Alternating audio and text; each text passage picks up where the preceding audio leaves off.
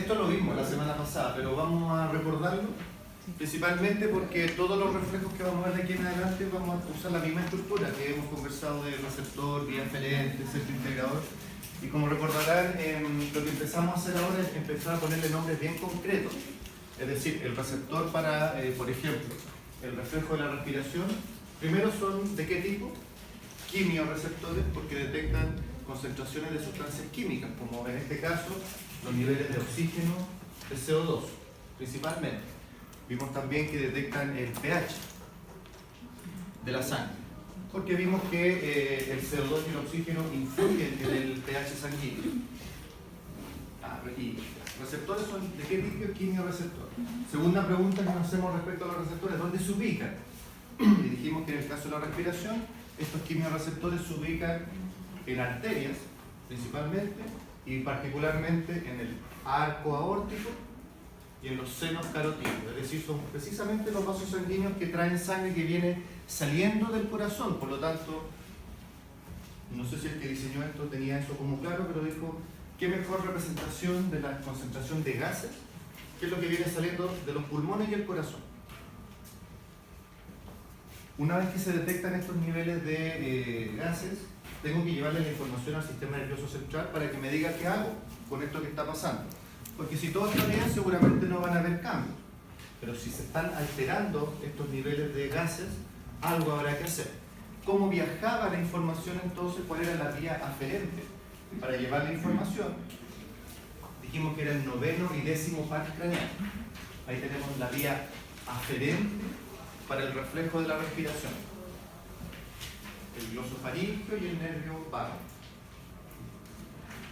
Perfecto, ya sabemos por dónde está viajando la información hacia el sistema nervioso central, porque ahí que lo que tenemos es el centro integrador. En el caso de la respiración, el centro integrador se denomina precisamente centro respiratorio. Perfecto, lo primero es saber el nombre. Segundo, ¿dónde se ubica? Dijimos que se ubicaba en el tronco encefálico o bulbo raquídeo.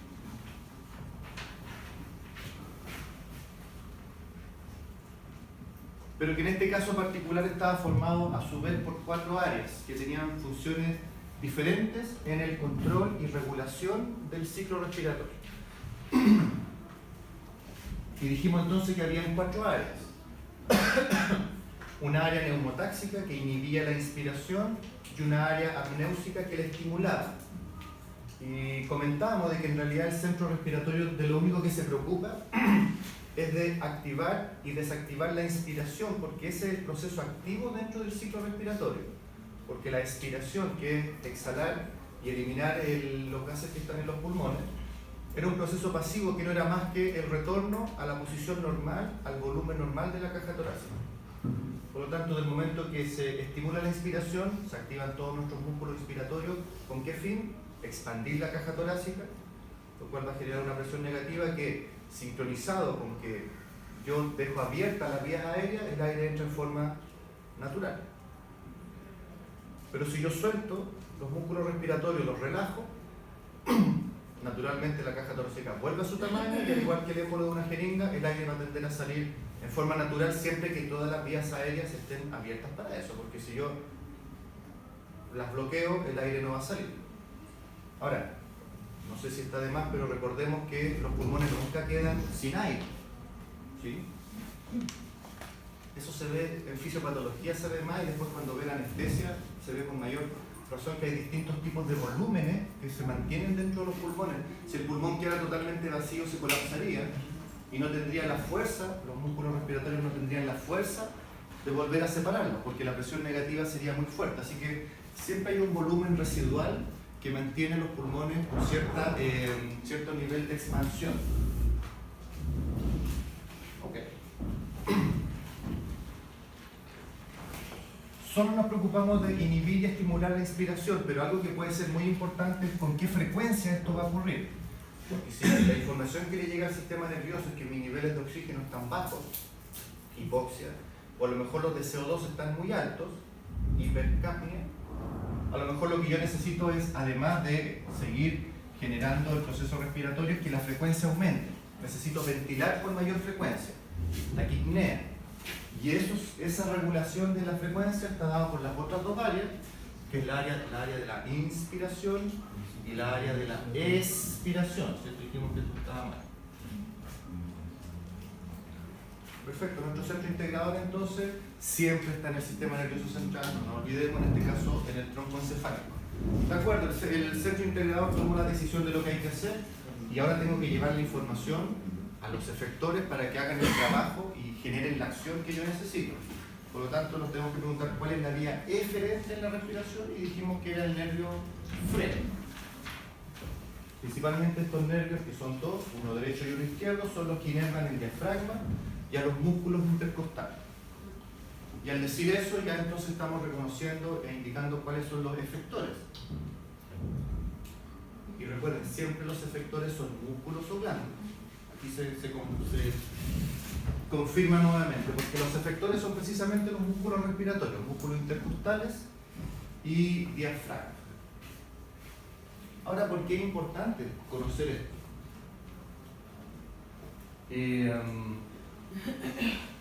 Porque si un individuo presenta problemas en regular su frecuencia respiratoria, por ejemplo, yo el análisis inmediatamente lo hago colocándome en la mente, ¿será el receptor el problema? ¿Habrá algún daño en las vías aferentes?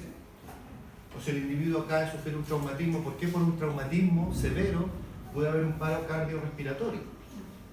Porque puedo dañar directamente el centro integrador.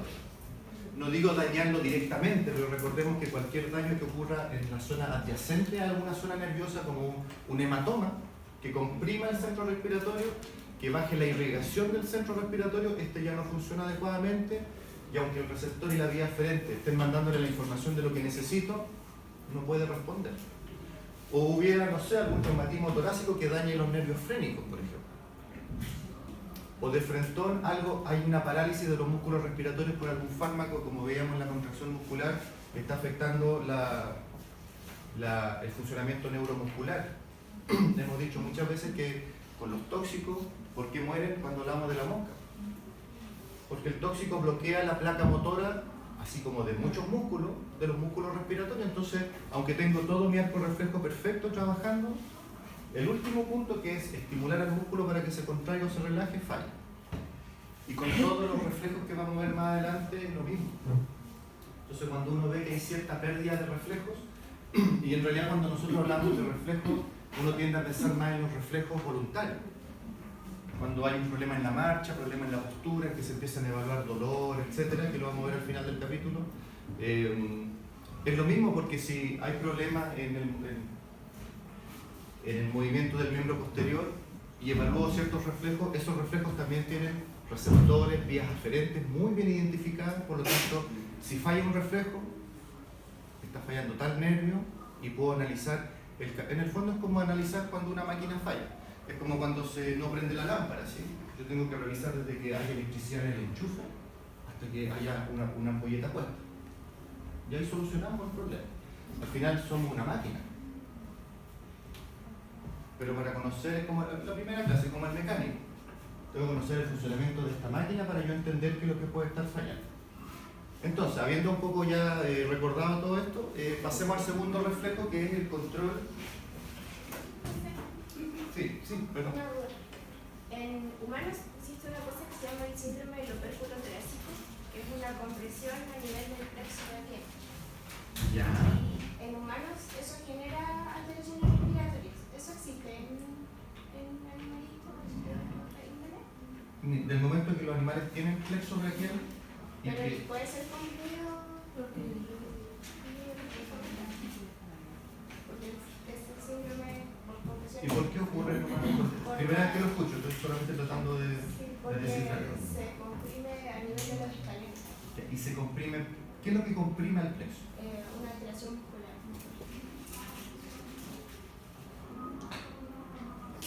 O sea, en animales, del momento que poseen estos plexos, una masa, no sé, un hematoma, un cuerpo extraño, cualquier cosa que comprima o que dañe, del momento que por los plexos pasa inervación, como lo decíamos recién, del momento que decimos que el área inspiratoria y expiratoria regulan la frecuencia, claramente están influidas por las vías simpáticas y parasimpáticas. Y los plexos generalmente tienen inervación de esos sistemas. desconozco el síndrome, debiera ocurrir lo mismo.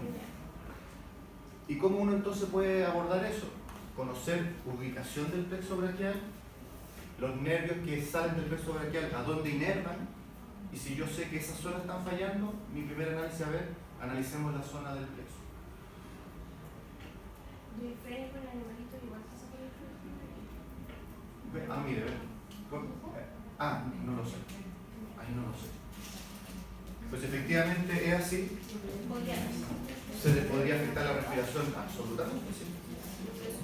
Por eso en realidad es como el origen de las palabras. Yo a lo mejor no sé lo que significa una palabra porque nunca la he visto, pero si conozco sus partes, puedo llegar. No conozco el síndrome que mencionó Javier.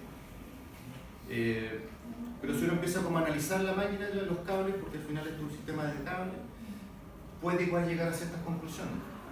Y como les va a pasar siempre, y en realidad algo que deben tener claro y ojalá nunca le hagan creer lo contrario. Ustedes no van a salir de la universidad sabiendo todo. De hecho no van a salir de oficio sabiendo... No, uno siempre estudia los casos y analiza y se quiebra la cabeza y ojalá hagan muy buenas ligas en términos personales y profesionales para saber a qué recurrir. Oye, a ti te gustaba esto. Los veterinarios Superman ya no existen. Tienen que trabajar en equipo, un buen grupo de trabajo. Se usa mucho esto de a los que les gusta un área similar, que voluntariamente se juntan, hacen grupos y se juntan una vez a la semana y exponen los casos que han visto. Esa cooperación que como que uno echa de menos de repente en la profesión veterinaria, depende de usted, fíjate. Así que lo que uno no sepa, ¿está el colega o está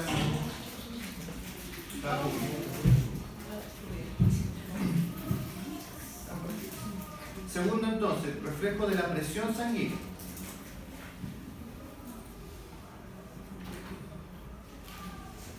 Antes de que veamos cómo se regula, ¿por qué es necesaria mantener una adecuada presión sanguínea? Yo les pregunto.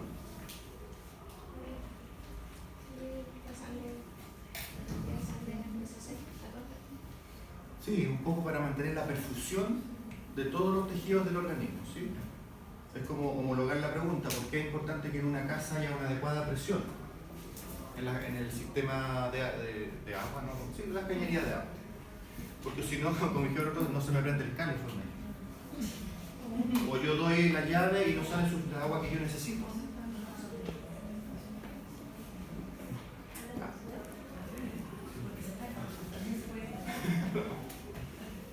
Exacto, lo que yo tengo que asegurar con una adecuada presión sanguínea es una adecuada, y ahí el concepto después circulatorio lo vamos a retomar, perfusión. Una adecuada perfusión de todos los órganos, todos los tejidos. Por lo tanto, que un individuo sea hipertenso es un problema, que sea hipotenso también es un problema. Siempre hablamos más de la hipertensión, porque ¿qué problemas trae la hipertensión? Así como en general, lo que uno sepa. ¿Por qué? No sé. Pero le digo.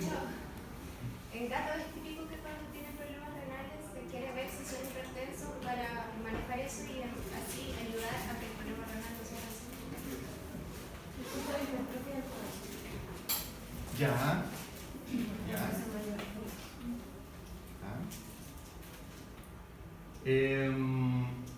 Homologuémoslo con la casa. ¿Qué pasa si yo tengo una presión demasiado alta en las cañerías de mi casa? Una posibilidad es que se me rompan las cañerías por los lugares más delicados, las junturas, las soldaduras, qué sé yo, o saltó la llave que quedó mal puesta. Primer problema en los animales es que se rompen las cañerías y por los lugares más delgados, que son... ¿Cuáles son los más adelante? No se perdió nada. Por los capilares, exacto, ruptura de capilares, y en los órganos más irrigados suele ser mucho más complicado. Pensemos, pulmones, accidentes cerebrovasculares, no hipertensos, ¿por qué tienen tanta frecuencia? Precisamente por lo mismo. Problemas oculares no hipertensos también. Pero bueno, llegar a eso es el extremo. Pero el funcionamiento de los órganos también se afecta. porque un aumento en la presión sanguínea genera una sobrecarga en el trabajo de algunos órganos. Por ejemplo, insisto, nuevamente los más irrigados. Si hay un órgano por el cual pasa toda la sangre de un individuo, son los riñones, por ejemplo, son los pulmones, por ejemplo. La hipertensión también, al generar ruptura y aumento de presión, ley de Starling. ¿Lo mismo, no? Que era la presión oncótica, que la tendencia del agua a salir. El tema renal puede ser porque el riñón es con colador y o sea, hay mucha pérdida de proteína y cosas renales cuando hay mucha presión. Y este colador se empieza a romper, por lo tanto empieza a generar daño en los glomérulos. Sí. Y segundo, si aumenta la presión hidrostática, que es la que hace que el líquido salga del vaso sanguíneo, empieza a vencer a la presión de las albúminas, que es por retener el agua. Por lo tanto empieza la formación de edemas. Edema pulmonar, edema cerebrovascular, renal, etc. ¿Y la hipotensión qué problema tiene? Sí, eso es. ¿Y qué problema tiene? ¿Qué problema genera una hipotensión? La perfusión disminuye, es decir, el aporte sanguíneo a todos los tejidos. No vamos a decir que queden zonas sin irrigación, pero claramente el aporte es mucho más bajo, es mucho más lento además. Recuerden que no se trata solo de que la adecuada perfusión permite entregar oxígeno y nutrientes. Se trata de que también saca CO2 y desechos metabólicos. Entonces una mala perfusión acumula desechos del metabolismo en los tejidos, en las células. Ya, o sea, quedamos de acuerdo en que hay que tener una adecuada presión sanguínea.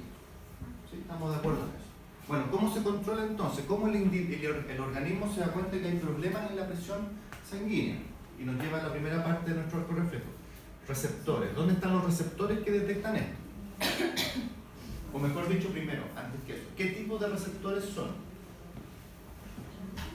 Así como lo anterior eran quimioreceptores. Sí, son receptores mecánicos. Porque en el fondo, si hiciéramos un esquema simple, este es el vaso sanguíneo. Tenemos los receptores, de los cuales salen las vías diferentes, ¿sí? Los sensores con los cables de cualquier máquina. Y por lo tanto, cuando la presión sanguínea comienza a aumentar, comienza mecánicamente a comprimir estos receptores, porque ellos funcionan mediante la presión que se ejerce sobre ellos. Y por lo tanto, si la presión aumenta, empiezan a descargar información que va a ir a viajar, vamos a verlo a continuación, al centro integrador para saber, bueno, ¿qué hago con este problema que se está produciendo? Y por lo mismo, si la presión sanguínea baja, la presión siempre funciona con una presión constante, que me indica que tengo un adecuado volumen sanguíneo, pero cuando esta presión empieza a disminuir, también empieza a generar señales ya por otro sistema nervioso, ¿sí? Me refiero en términos de simpático y parasimpático, y por lo tanto le entregan la información al centro integrador de que mi presión está bajando. ¿Qué hacer? ¿Dónde se ubican estos receptores? Al igual que en la respiración, arco aórtico, senos carotídeos, arterias.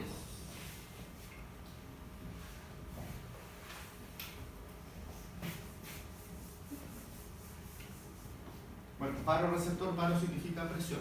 ¿Sí? Entonces son receptores de presión del tipo mecánico.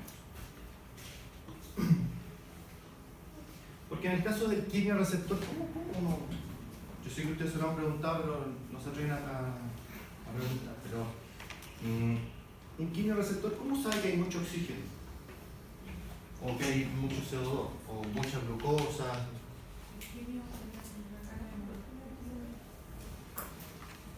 Pero por ejemplo, un individuo que tiene mucha glucosa, una hiperglicemia, no cambia la molécula de glucosa, solo que hay muchas más. Pero la glucosa no es que se vuelva más grande como para que diga, parece que tengo más. Pero tiene que ver con la frecuencia con que la molécula toma contacto, con el receptor, toma contacto con una molécula de glucosa. Que al final es la concentración, porque si en la circulación hay una alta concentración de glucosa, el receptor específico para la glucosa va a tomar contacto, digámoslo así, más seguido con una molécula de glucosa. Y eso va a descargar con cierta frecuencia que le va a dar una información al centro nervioso, al sistema nervioso, Así que hay mucha glucosa porque estoy detectándola con mucha frecuencia. En cambio, cuando tengo una baja concentración de glucosa, es tan lenta la estimulación que eso genera otro tipo de información. Recuerden que lo vimos en el impulso eléctrico. El sistema nervioso trabaja sistema binario, o descarga o no descarga. Y por lo tanto, ¿cómo puede discernir distintos tipos de información? ¿Con qué frecuencia lleguen esos impulsos? ¿Sí? No hay otra manera, no hay otro lenguaje en realidad. Ya, ¿por dónde viaja la información una vez que se detectan problemas de presión? Al igual que en el reflejo respiratorio, noveno y décimo par craneal.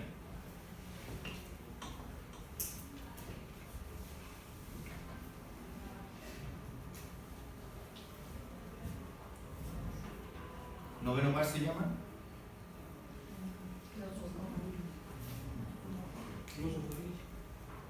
¿Y el décimo? Ese es fácil, ese es el primero que uno se aprende. El óptico y el vago, son los únicos que ¿El 5? El gémico. Aprovechemos. ¿Qué otro? A ver, ¿qué otro salta? El 1, el primero también uno lo aprende rápido. El olfatorio, ¿cierto? El rap de los nervios espinales, a ver. Ya, pues, a ver. ¿Se lo sabe? Nos da vergüenza.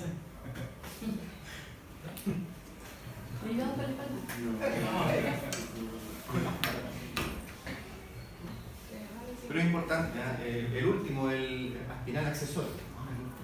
No sé para qué sirve eso, pero se llama espinal accesorio. Es importante, aprender, ¿ya? No solo cómo se llama, sino que cómo funciona.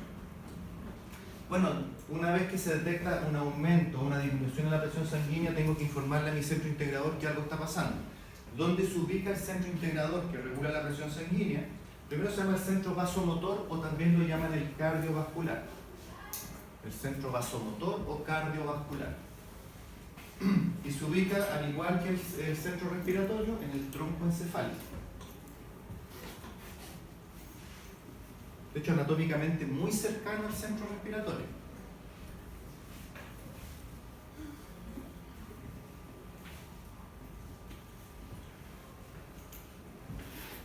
¿Qué es lo que explica el por qué los perros tienen arritmia fisiológica? Conocíamos ese concepto, ¿sí? Que los perros en forma fisiológica son arrítmicos. Si no, les cuento. Por lo tanto, es más, cuando el animal va envejeciendo, cuando ya empieza a haber cierto desgaste del sistema nervioso, se empieza a volver rítmico. Y tiene que ver principalmente con la proximidad anatómica del centro respiratorio con el vasomotor, que en muchas ocasiones, cuando el centro respiratorio está descargando información, como están tan cerca, ese estímulo tiende a estimular el vasomotor y por lo tanto genera cierta distorsión en el ritmo de la frecuencia cardíaca, de cómo está descargando el sistema vasomotor. Entonces en el fondo le mete un impulso de más y como que cojea pero es totalmente fisiológico. ¿Sí? Ya, centro vasomotor y el centro integrador. Si hay una baja presión sanguínea, va a tomar una información, ¿cierto? Porque ¿cuál debería ser? Si ustedes fueran al centro integrador y les dicen, ¿saben que hay una alta presión sanguínea? ¿Cuál sería un mecanismo para poder contrarrestar?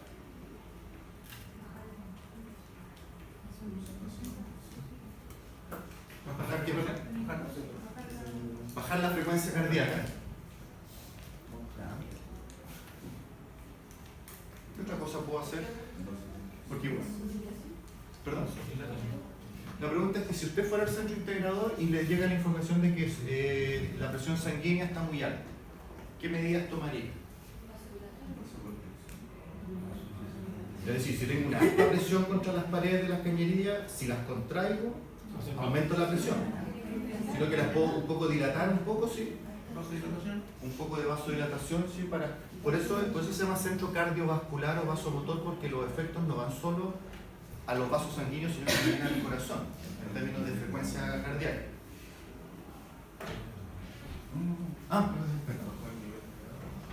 Bajar los niveles de agua. Tiene mucha lógica, pero ¿cómo se podría lograr eso?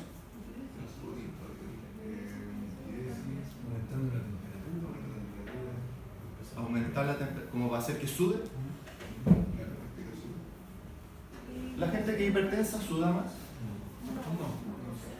No necesariamente. Ah, tú dices, no sudo. No sudo más. Porque yo no sudo eso. O sea, sudo. Pero no más allá. Siempre es lo mismo. No hubo un cambio pero, después de. ya, pero sí, con mucho respeto. ¿Ah? ¿Sí? Su experiencia no es estadísticamente significativa. No, tengo claro. Pero de acuerdo. Pero. Es que usted lo planteó así como los hipertensos no sudan. No, sí, claro.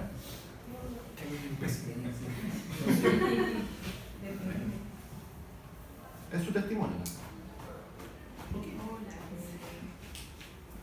¿De qué otra manera puedo regular la presión sanguínea?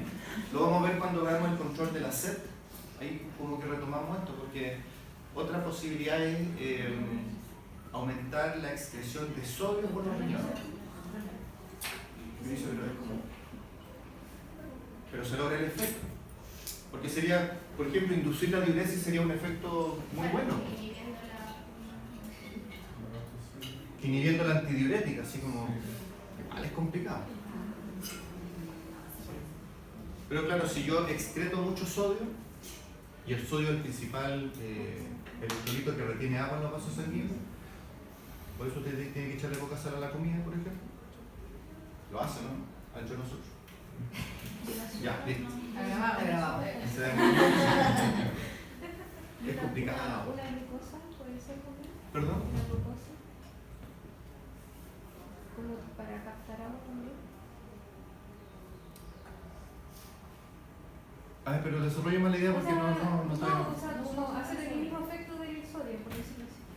Ah, usted dice estimular la diuresis, estimular que orine más, Claro. eliminando glucosa. Es decir, cuando aumentan las concentraciones de glucosa en la orina, se estimula la diuresis porque arrastra, estoy de acuerdo. Pero es complicado que solucione un problema sacrificando la glucosa de la circulación. No. Pero principalmente tiene que ver con lo que hablamos recién, son los principales mecanismos. Ahora, eso es lo que probablemente permite de que alguien que va a ser hipertenso se demore en tener el diagnóstico. Porque cuando llegamos a cierto nivel de hipertensión necesitamos fármacos que nos ayuden a controlar esto. Es que no lo van a ver después, pero los fármacos que se utilizan para controlar la presión. ¿Qué toma usted, perdón? Disculpe que lo use. Enalapril. Ya. Mecanismo de acción. No lo conozco.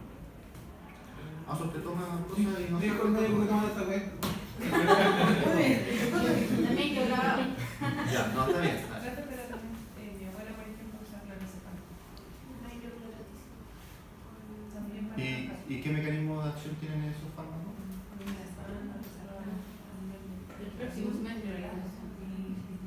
Sí, porque el clonazepam actúa a nivel sistema nervioso.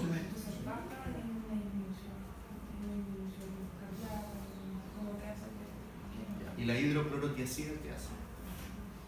En todo caso, esto solo se lo digo así como... Solo así como para cachar, así como, ay, ¿qué es lo que hace esta cuestión? ¿Por qué baja la presión sanguínea? Es como alguien tiene alza... No.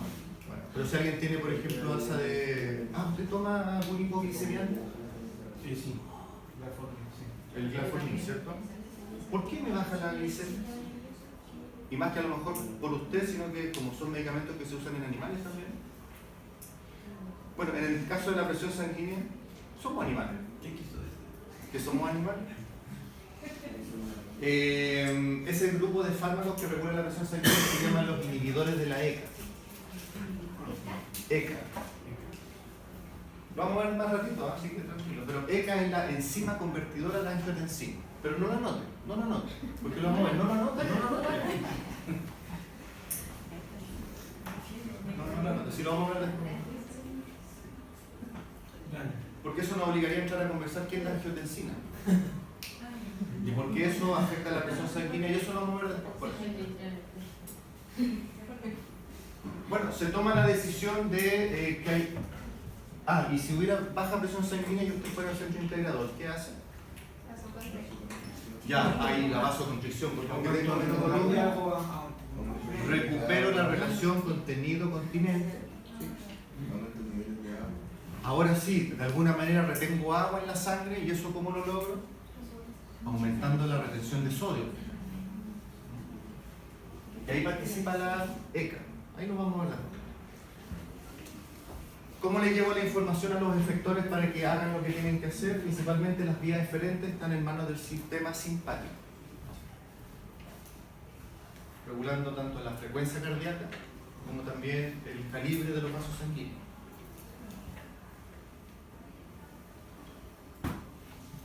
Les dije, a propósito, les dije que cuando yo les mencioné la siguiente idea, cuando vimos sistema simpático y parasimpático y mostramos el esquema, yo les decía, bueno, son sistemas antagonistas. Por lo tanto, en un individuo o está funcionando uno o está funcionando el otro. Les dije eso, ¿cierto? Ya, y les dije que era mentira también. Ah, ya se lo dije. Claro que ambos siempre están trabajando, pero el que predomine es el que finalmente va a ser como el que está funcionando en ese momento. En este caso también, aunque el sistema simpático, porque uno dice, bueno, pero si yo quiero generar vasodilatación, el sistema simpático no me sirve, o si quiero bajar la frecuencia cardíaca, el sistema simpático no me sirve. Lo que en el fondo ocurre es que va a descargar menos y por lo tanto va a dejar que el parasimpático se manifieste más. Por eso cuando hablábamos del sistema parasimpático no decíamos que bajaba la frecuencia cardíaca. Nunca dijimos eso. Dijimos que permitía que se regulara, porque en el fondo lo que está pasando es que el simpático lo dejo de lado y dejo que el parasimpático mantenga mi frecuencia normal. ¿Sí? Nunca el parasimpático va a generar bradicardia, por ejemplo. No, permite que estemos en baja de la frecuencia cardíaca. Vuelva a lo normal. En otras palabras, todo está como siempre en un ritmo normal, a menos que el simpático meta su cuchara, porque eso es lo que hace que se acelere. Yo freno al simpático y vuelve. Lo vamos a ver después en el corazón. Y bueno, ¿dónde están los efectores? Ustedes ya me lo han dicho. En las paredes de los vasos sanguíneos si es que busco vasoconstricción o vasodilatación, y también en el corazón si es que busco aumentar la frecuencia o regular. Nuevamente, los efectores son, en este caso, músculos.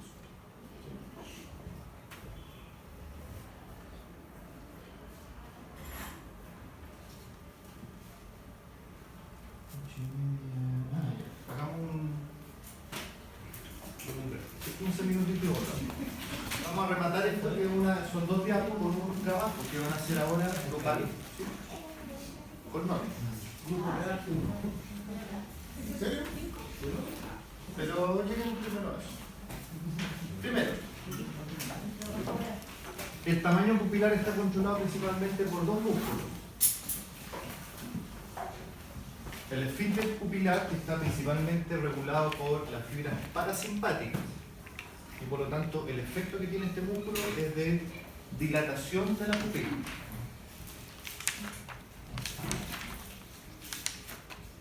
Dilatación de la pupila, ustedes como saben, en una palabra, miosis.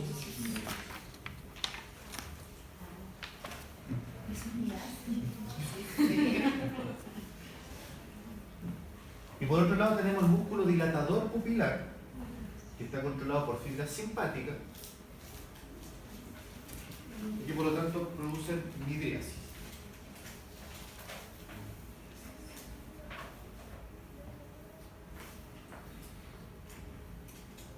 Entonces, las mismas preguntas que nos hicimos en los casos anteriores. Primero, ¿qué tipo de receptores funcionan en este caso? ¿Qué tipo de receptor? Fotorreceptor, ¿sí? Porque reaccionan frente al estímulo luminoso. ¿Y dónde se ubican? Como bien mencionaron por ahí, en la retina.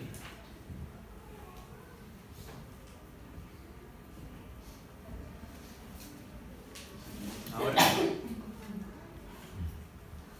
solo como para que todos estemos de acuerdo, ¿por qué es importante regular la cantidad de luz que entra al ojo?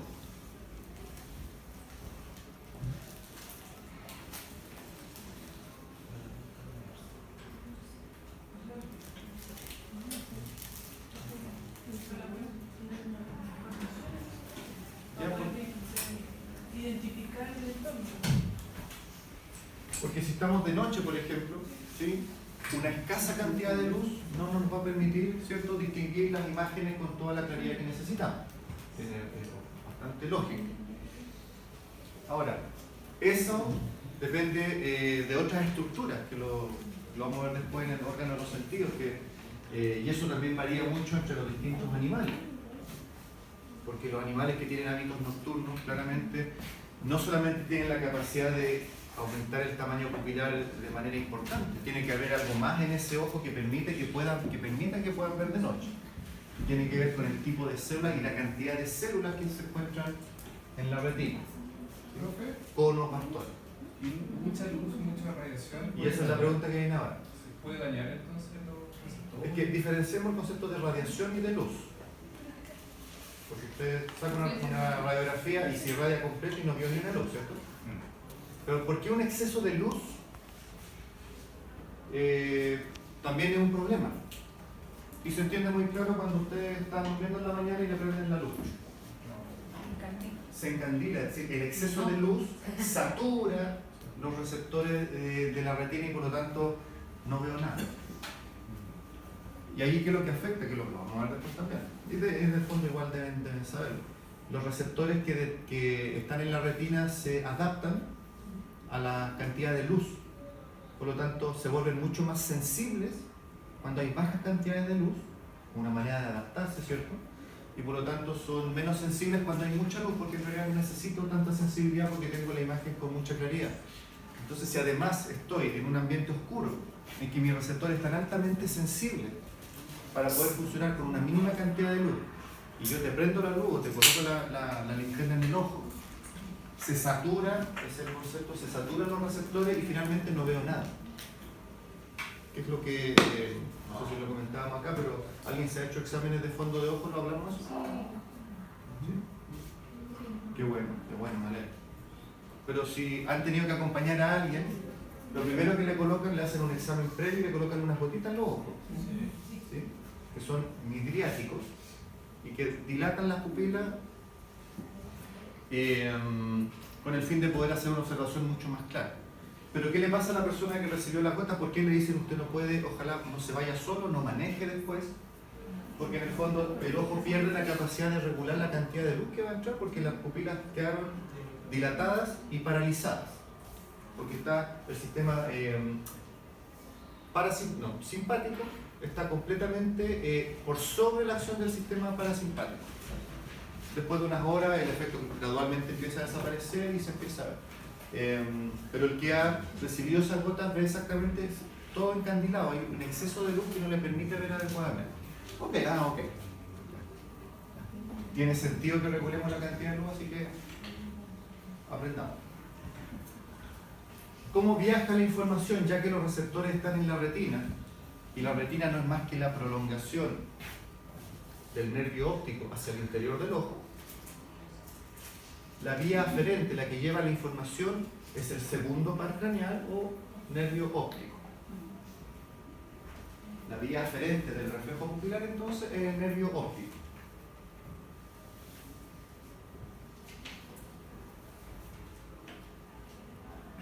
A propósito de radiación, un pequeño paréntesis.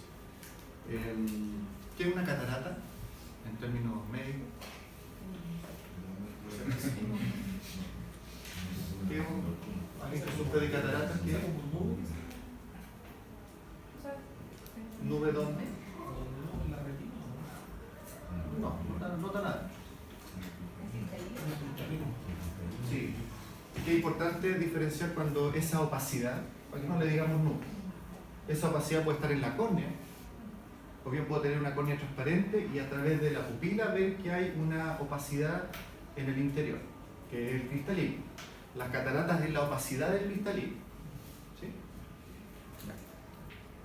La principal causa de catarata, ¿saben cuál es?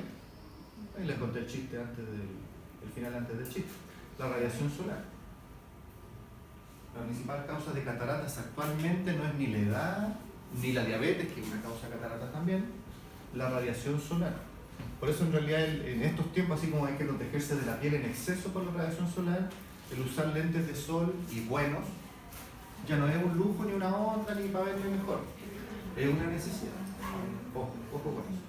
Ojo, y en animales ocurre lo mismo, y los animales no usan lentes de sol. Ahí hay un buen emprendimiento, ¿eh? Lentes de sol para...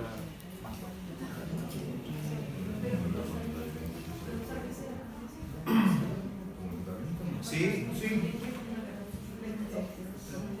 Como usted, por ejemplo, ya la caché. Sí. Ya. Por el nervio óptico está viajando la información de que hay un exceso o una escasez de luz.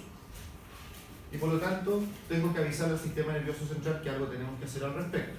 ¿Dónde se ubica el centro integrador del reflejo pupilar? En el tronco encefálico nuevamente. Y en este caso el núcleo se llama núcleo de Edinger-Westphal.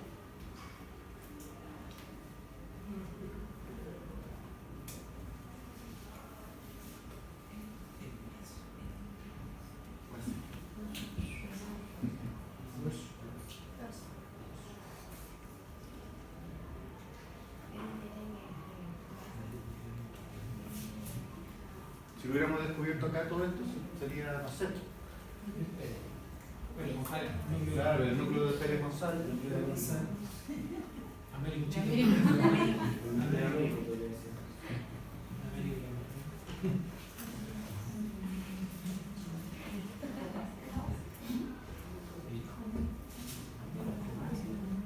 Américo encuentro que es notable, ¿no? ¿Sí? ¿De verdad?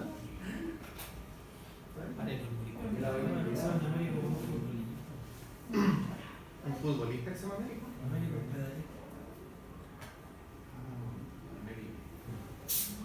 Mundial de 60.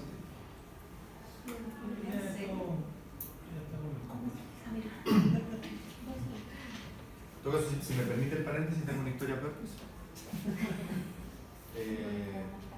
Mi papá tiene un primer matrimonio y una de sus hijas le puso Vanessa.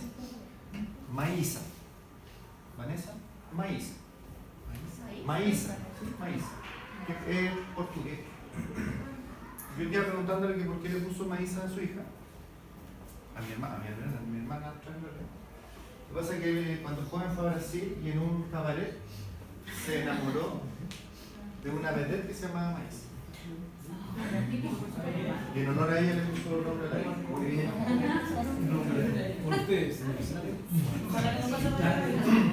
Entonces Américo bien todo el rato. Grande Américo.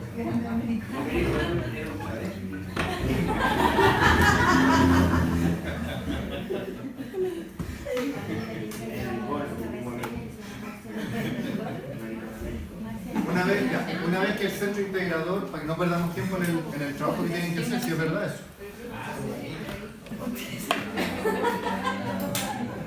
Pero ¿qué dice el paréntesis? Pero usted agarra. Una vez que el centro integrador toma la decisión si es que se debe contraer o dilatar la pupila, en la vía eferente es el tercer par craneal, que es el nervio oculomotor. Tercer par craneal es la vía eferente, nervio oculomotor.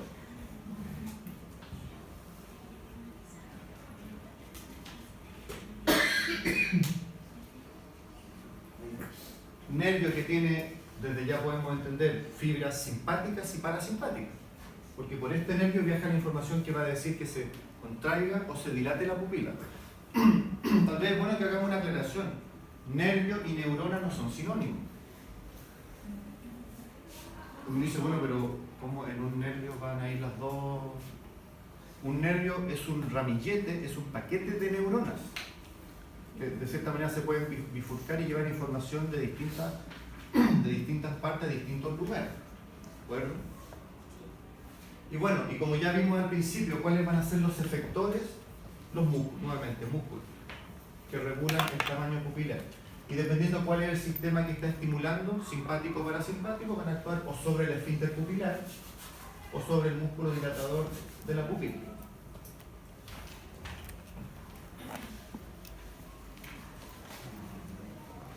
Y en este esquema igual se ve algo interesante, no sé si se entiende el esquema en realidad. Médula espinal, tronco encefálico, ganglios paravertebrales del sistema simpático. Pero solo lo que quiero mostrar es que como el sistema simpático, ¿de qué segmentos sale? Torácicos y lumbares. La inervación simpática del ojo sale desde los segmentos torácicos y tiene que subir por los ganglios para llegar a la cabeza. Uno dice, pero ¿por qué no sale si está todo ahí mismo? ¿Por qué no se maneja? No. El sistema parasimpático sí, porque está en un nivel encefálico. Pero la vía parasimpática para llegar al ojo sale desde el tórax y sube y llega. Por lo tanto, y es parte del trabajo que van a hacer ahora, una lesión a nivel torácico o de algún plexo, aquí tenemos el plexo carotidio por el cual es el que pasa este nervio, alguna lesión a nivel de esta zona puede afectar el tamaño pupilar y el control del reflejo pupilar. O sea, Sí. voy a contarlo como anécdota. En la clínica donde trabajo, operaron a una perrita por hernia cervical y quedó con Horner, o sea, con anisocoria. Hay que me estaba contando. Exacto. Entonces uno dice, bueno, pero si el problema está acá, ¿por qué se afecta? Si uno conoce por dónde viajan los cables de esta máquina, logran sacar esas conclusiones. Y por lo tanto, sí, ya ahora aterricemos a lo que es la tarea. La tarea consiste en lo siguiente, una tarea que tienen que hacer ahora, antes del break, por lo tanto, hecha a mano, no hay problema, en grupo de 5 hasta 6 personas, no más que eso. 6 es menos que 7. ¿Por qué 7? Tengo que estar haciendo siempre. Bueno, 7, está bien. Porque en realidad hay varios temas que tocar. El primer tema es definir lo que es la heterocromía en gatos. No solo lo que es, sino que clínicamente qué implicancia tiene. Entendiendo que heterocromía son gatos con ojos de distintos colores, ¿sí? Eso es. Chicos, bueno, el que tiene la diapo ya tiene más o menos claro de qué se trata. Segundo punto, ¿cómo se evalúa el reflejo pupilar? En términos de en qué condiciones tiene que estar el paciente, con qué materiales, qué evalúo, cómo se llaman las pruebas que se realizan. ¿Qué es lo que es la anisocoria? Principales causas de anisocoria. Y finalmente lo que es el síndrome de Horner. Como son 4 temas, es importante que entonces se dividan el tema. Pues si quieren ir a la biblioteca o si quieren sacar los teléfonos, como ustedes gusten, pero empezamos ahora ya. Tenemos